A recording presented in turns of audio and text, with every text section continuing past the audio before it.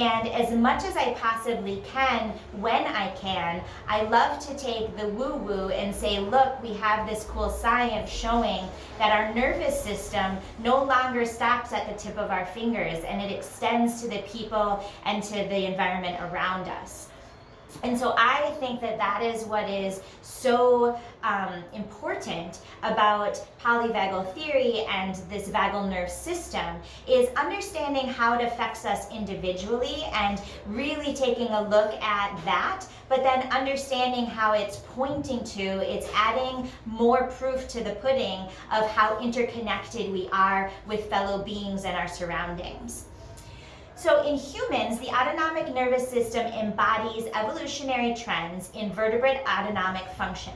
So it started with the dorsal vagal complex, which is associated with primitive freeze or shutdown response. The little possum in the back is sort of the poster child for the freeze response. And then through evolution, the vagal nerve developed this spinal sympathetic nervous system. And that has to do with our ability to have energy for mobilization, otherwise known as the fight or the flight response. Mobilization meaning move, do something, don't just freeze and stand there when you're faced with the bear on the path. And then finally, and this is where polyvagal theory is really starting to be that thing we need to look at when it comes to the importance of social engagement, is that the ventral vagal complex is facilitating social engagement and nuanced social responses.